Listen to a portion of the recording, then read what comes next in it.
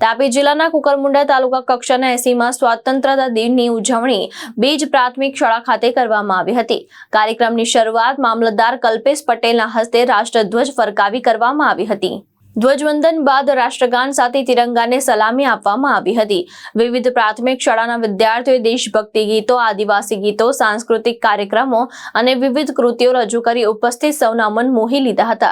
કાર્યક્રમમાં તાલુકા વિકાસ અધિકારી અજીતભાઈ ડામોર, જિલ્લા પંચાયતના સભ્ય શર્મિલાબેન રવિદાસ પાડવી, જિલ્લા પંચાયતના સભ્ય કલ્પનાબેન, તાલુકા પંચાયત પ્રમુખ રજીલાબેન રાજુભાઈ પાડવી, ગામના સરપંચ શકીલાબેન ગજેન્દ્રભાઈ વડવી સહિત વહીવટી તંત્રના अधिकारियों, कर्मचारियों, शिक्षकों, पुलिस जवानों, सरपंचों, तलाटियों, वाली मित्रों અને મોટી સંખ્યામાં ગ્રામજનો ઉપસ્થિત રહ્યા હતા। ભારત માતા કી જય અને વંદે માતરમના નાદથી સમગ્ર વાતાવરણ દેશભક્તિમય બની ગયું હતું।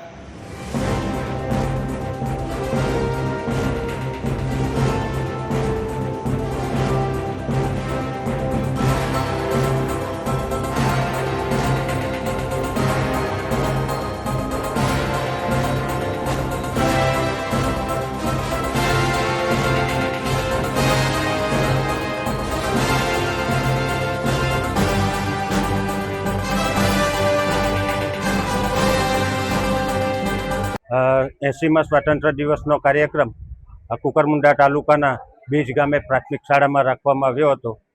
અહીં સદર કાર્યક્રમમાં તાલુકા પંચાયતના પ્રમુખશ્રી, જિલ્લા પંચાયતના સદસ્યશ્રીઓ, તાલુકા પંચાયતના સદસ્યશ્રીઓ, સરપંચશ્રી તેમજ મોટી સંખ્યામાં ગામ લોકો અને શાળાના બાળકો હાજર રહ્યા હતા। શાળામાં સરસ સાંસ્કૃતિક કાર્યક્રમો થયા। આદિવાસી નૃત્ય, ગરબા જેવા નાના બાળકોએ સરસ વક્તવ્ય રજૂ કર્યું। બીજું તો આ કાર્યક્રમમાં સરકારશ્રી તરફથી બેજ ગામને 5 લાખ રૂપિયાની વિશેષ ગ્રાન્ટ આપે છે ગામના વિકાસ માટે। અને બીજું તો આ કુકરમુંડા તાલુકાના સર્વે નાગરિકોને હું સ્વાતંત્ર્ય દિવસની ખૂબ ખૂબ શુભકામનાઓ પાઠવું છું। જય હિન્દ। આજે જ્યારે કુકરમુંડાના મધ્યસ્થ એવા બેજ શાળા ખાતે જ્યાં તાલુકા કક્ષાનો કાર્યક્રમ યોજાયો તો તમને કેવો પ્રતિસાદ જોવા મળ્યો? ખૂબ સરસ।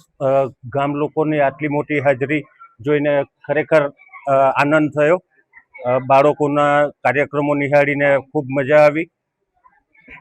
સરકારી યોજનાનો લાભ દરેક પાત્ર લાભાર્થી સુધી પહોંચે તે માટે વહીવટી તંત્ર દ્વારા શું કામગીરી કરવામાં આવી રહી છે? વહીવટી તંત્ર બને એટલો સહકાર આપશે અને સરકારશ્રીની જે યોજનાઓ છે એ દરેક નાગરિક સુધી પહોંચે તે માટેના પ્રયત્નો વહીવટી તંત્ર દ્વારા કરવામાં આવી રહ્યા છે અને આવશે। હંસરાજ પાડવી સાથે નીતિન વસાવે, દ્રષ્ટિકોણ ન્યૂઝ, તાપી।